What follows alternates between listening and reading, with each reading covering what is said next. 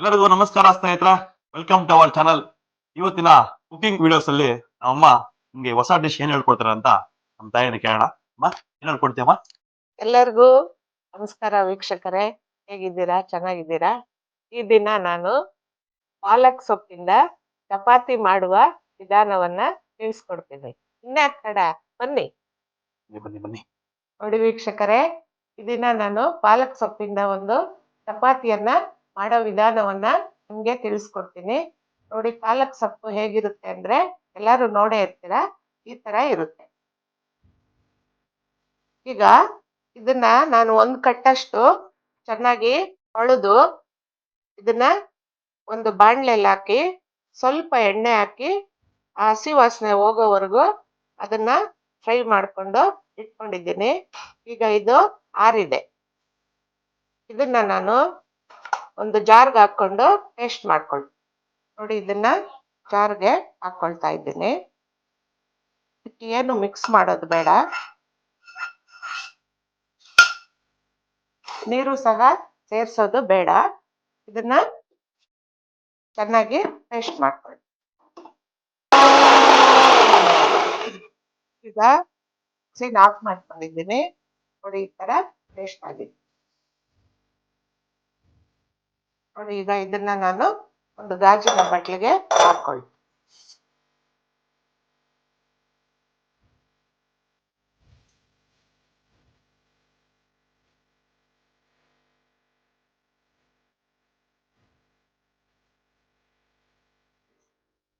ಇದಕ್ಕೆ ಈಗ ಒಂದ್ ಸ್ವಲ್ಪ ನೀರನ್ನ ಸೇರಿಸ್ತೀನಿ. ನಿಮ್ಗೆ ಎಷ್ಟು ನೀರು ಬೇಕೋ ಅಷ್ಟು ನೀರನ್ನ ಸೇರಿಸ್ಕೋಬಹುದು. ನಾನು ಎರಡು ಕಪ್ಪು ಗೋಧಿ ಹಿಟ್ಟನ್ನ ತಗೊಂತಾ ಇದ್ದೀನಿ. ಅದಕ್ಕೆ ಎಷ್ಟು ಬೇಕೋ ಅಷ್ಟು ನೀರನ್ನ ನಾನು ಸೇರಿಸ್ಕೊತೀನಿ. ನೀವು ಎಷ್ಟು ಕ್ವಾಲಿಟಿ ತಗೊಂತೀರ ಗೋಧಿ ಹಿಟ್ಟು, ಅಷ್ಟು ನೀರನ್ನ ಅಂದಾಜ್ ಮೇಲೆ ಸೇರಿಸ್ಕೊಡಿ. ಈಗ ಅರ್ಧ ಕಪ್ಪು ನೀರನ್ನ ಇದನ್ನೆಲ್ಲ ಕ್ಲೀನಾಗಿ ತೊಳೆದು ಇದಕ್ಕೆ ಸೇರಿಸ್ತಾ ಇದ್ದೀನಿ. ಇದನ್ನ ಕೈಯಲ್ಲೇ ನಾವು ಚೆನ್ನಾಗಿ ಹಿಂಗೆ ಕಲಿಸ್ಕೊಳ್ಬೇಕು. ಈ ರೀತಿ ಕಲಿಸ್ಕೊಳ್ಬೇಕು. ಕಲಿಸ್ಕೊಂಡು ಇದಕ್ಕೆ ನಾವು ಸ್ವಲ್ಪ ಉಪ್ಪನ್ನ ಸೇರಿಸ್ಕೊಳ್ಬೇಕು. ನೋಡಿ, ಇದು ಒಂದು 1/4 ಸ್ಪೂನ್ ಆಗಷ್ಟು ಪುಡಿ ಉಪ್ಪನ್ನ ಇದಕ್ಕೆ ಸೇರಿಸ್ಕೊಂತಾ ಇದ್ದೀನಿ. ಸೇರಿಸ್ಕೊಂಡು ನೋಡಿ, ಇಲ್ಲಿ ಗೋಧಿ ಹಿಟ್ಟು ಒಂದು 2 ಕಪ್ ಆಗಷ್ಟು ಗೋಧಿ ಹಿಟ್ಟನ್ನ ತಗೊಂಡಿದ್ದೀನಿ. ಇದನ್ನ ಇವಾಗ ಇದಕ್ಕೆ ಸೇರಿಸ್ಕೊಳ್ತಾ ಇದ್ದೀನಿ. ಜರಡ ಹಿಡಿದು ಇಟ್ಕೊಂಡಿದ್ದೀನಿ. ಇದನ್ನ ಇದಕ್ಕೆ ಸೇರಿಸ್ಕೊಂಡು ನೋಡಿ ವೀಕ್ಷಕರೇ, ಇಲ್ಲಿ ಒಂದು 1/4 ಸ್ಪೂನ್ ಅಷ್ಟು ಬೆಣ್ಣೆನ ತಗೊಂಡಿದ್ದೀನಿ. ಇದನ್ನ ಇದಕ್ಕೆ ಸೇರಿಸ್ಕೊತೀನಿ. ಯಾಕೆ ಅಂದ್ರೆ ಈ ಬೆಣ್ಣೆ ಹಾಕಿದ್ರೆ ತುಂಬಾ ಸ್ಮೂತ್ ಆಗಿ ಬರುತ್ತೆ ಚಪಾತಿ.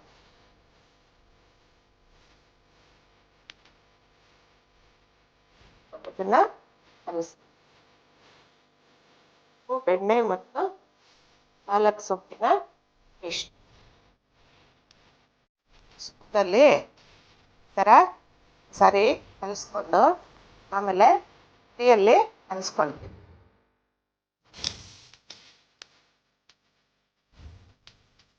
ನೀರು ಒಂದೇ ಸಾರಿ ಹಾಕ್ಬಿಡ್ಬೇಡಿ, ಅಂದಾಜು ಕತ್ತೆ ಸೇರಿಸ್ಕೊಂಡು ಚಪಾತಿ ಹಾಕಿ ಅದಕ್ಕೆ ನಾವು ಇದನ್ನ ಕಲಿಸ್ಕೊಂಡು ಚಪಾತಿ ನೋಡೋದಕ್ಕೆ ಚೆನ್ನಾಗಿ ಬರುತ್ತೆ. ಗ್ರೀನ್ ಆಗಿರುತ್ತೆ, ತುಂಬ ಟೇಸ್ಟಿ ಆಗಿರುತ್ತೆ. ನೋಡಿ, ಈ ಅದಕ್ಕೆ ನಾವು ಚೆನ್ನಾಗಿ ಕಲಿಸ್ಕೊಂಡು ವೀಕ್ಷಕರೇ, ಈ ರೀತಿ ಚೆನ್ನಾಗಿ ಒಂದು 5 ನಿಮಿಷ ಹಾಕ್ಕೊಂಡು ಬರ್ತೀವಿ. ಇವಾಗ ಇದಕ್ಕೆ ಸ್ವಲ್ಪ ಮೈದಾ ಹಿಟ್ಟನ್ನ ಸೇರಿಸ್ಕೊಂಡು ಒಂದ್ಸಾರಿ ಚೆನ್ನಾಗಿ ಕಲಿಸ್ಕೊಂಡು ಇದನ್ನ ಒಂದು 5 ನಿಮಿಷ ಮುಚ್ಚಿಟ್ಬಿಡ್ಬೇಕು.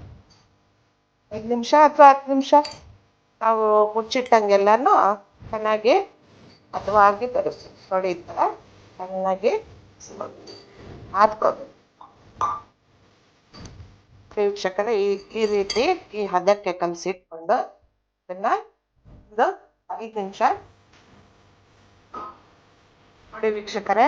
ಈಗ ಗಾಜಿನ ಹಿಟ್ಟು 5 ನಿಮಿಷ ಆಗಿದೆ. ಇದನ್ನ ಸಣ್ಣ ಸಣ್ಣ ಉಂಡೆ ಮಾಡಿಕೊಂಡು ನೀವು ಚಪಾತಿ ಮಾಡ್ತೀರಲ್ಲ ಅದೇ ಥರ ಚಪಾತಿಯನ್ನ ಮಾಡ್ಕೊಂಡು ಚೆನ್ನಾಗಿ ಮಾಡಿಕೊಂಡು ಮಾಧ್ಯಮಗಳಲ್ಲೆಲ್ಲ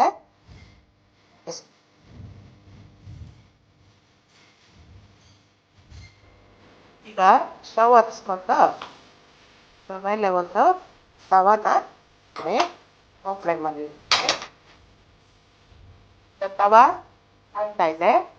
ಒಂದು ಉಂಡೆನ ತಗೊಂಡು ನಾವು ಸ್ವಲ್ಪ ಮೈದಾ ಹಿಟ್ಟನ್ನ ಹಾಕ್ಕೊಂಡು ಲಟ್ಟಿಸ್ಕೊಡೋಣ. ಬೇಕಾದ್ರೆ ತೆಪ್ಪಗೆ ಲಟ್ಟಿಸ್ಕೊಳ್ಳಿ, ಸ್ವಲ್ಪ ಮಂದ ಬೇಕಾದ್ರೆ ಅದಕ್ಕೆ ಲಟ್ಟಿಸ್.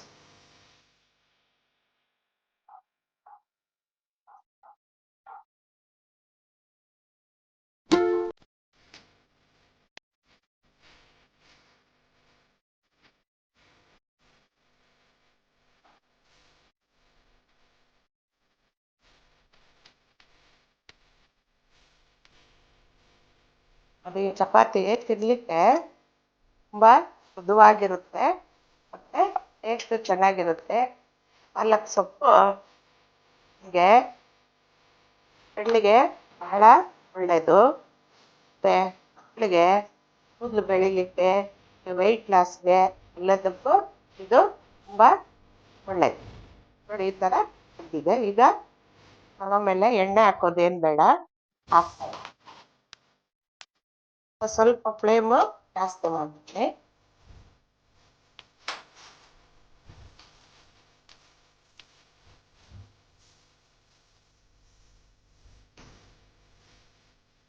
ಸ್ವಲ್ಪ ಬೆಂದಮೇಲೆ ತಿರುಗಿ ಹಿಂದೆಗಡೆಗೆ ಸ್ವಲ್ಪ ಆಯಿಲನ್ನು ಸುರ್ಕೊಂಡು ಕಡಲೆಕಾಯಿ ನಿಮ್ಗೆ ಯಾವ ಎಣ್ಣೆ ಬೇಕೋ ಅಥವಾ ತುಪ್ಪ ಬೇಕಾದರೆ ತುಪ್ಪ ಸವರ್ಕೊಳ್ಳಿ. ಇಲ್ಲಿಗೆ ಸ್ವಲ್ಪ ಸವರ್ಕೊಳ್ಳಿ.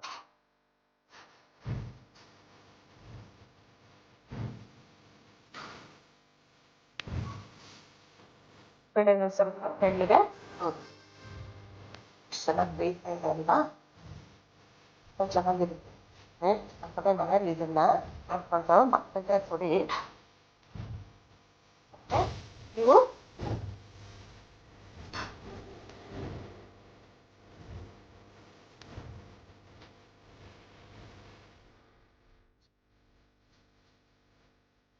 ಚೆನ್ನಾಗಿ ಆಡಿಸ್ತಾ ಇದ್ರೆ ಹಾಗೆ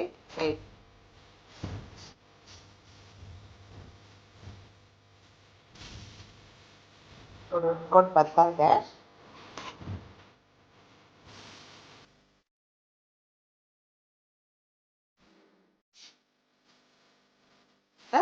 ಕಡಿಮೆ ಮಾಡಿಬಿಟ್ಟು ಇನ್ನೊಂದು chapati. A few moments later. ನೋಡಪ್ಪ, ಪಾಲಕ್ ಸೊಪ್ಪಿಂದ ಮಾಡಿರ್ತಕ್ಕಂಥ ಚಪಾತಿ ರೆಡಿಯಾಗಿದೆ. ಇದನ್ನ ನಾವು ಚಟ್ನಿ ಜೊತೆಗಾದ್ರೂ ತಿನ್ಬೋದು, ಅಲ್ಲದ ಜೊತೆಗಾದ್ರೂ ತಿನ್ಬೋದು, ದಾಲ್ ಜೊತೆಗಾದ್ರೂ ತಿನ್ಬೋದು, ಮತ್ತು ಗ್ರೇವಿ ಜೊತೆಗಾದ್ರೂ ತಿನ್ಬೋದು. ಭಾಳ ರುಚಿಯಾಗಿರುತ್ತೆ. ವೀಕ್ಷಕರೇ, ಇದನ್ನ ಮನೆಯಲ್ಲಿ ಮಾಡ್ಕೊಂಡು ಬರುತ್ತೀವಿ. ನೋಡಿದ್ರಲ್ವಾ ವೀಕ್ಷಕರ, ಪಾಲಕ್ ಸೊಪ್ಪಿಂದ ಚಪಾತಿಯನ್ನ ಹೇಗೆ ಮಾಡೋದು ಅಂತ ನಮ್ಮ ತಾಯಿ ಇವತ್ತು ನಿಮ್ಗೆ ಹೇಳ್ಕೊಟ್ಟಿದ್ದಾರೆ. ನಿಮಗೆ ಈ ವಿಡಿಯೋ ಇಷ್ಟ ಆಗಿದೆ ಅಂತ ನಾನು ಭಾವಿಸ್ತೀನಿ. ಈ ವಿಡಿಯೋ ಇಷ್ಟ ಆಗಿದ್ರೆ ಪ್ಲೀಸ್ ನಮ್ಮ ಯೂಟ್ಯೂಬ್ ಚಾನಲ್ನ ಸಬ್ಸ್ಕ್ರೈಬ್ ಮಾಡಿ, ಅನಿಸಿಕೆಯನ್ನ ಕಮೆಂಟ್ ಬಾಕ್ಸಲ್ಲಿ ಹಾಗೆ ನಿಮ್ಮ ಸ್ನೇಹಿತರಿಗೆ ಶೇರ್ ಮಾಡೋದನ್ನ ಮರಿಬೇಡಿ ಸ್ನೇಹಿತರೆ. ಮುಂದಿನ ವಿಡಿಯೋದಲ್ಲಿ ಸಿಗ್ತೀವಿ. ಅಲ್ಲಿವರೆಗೂ ಬಾಯ್. ನಮಸ್ಕಾರ ವೀಕ್ಷಕರೇ.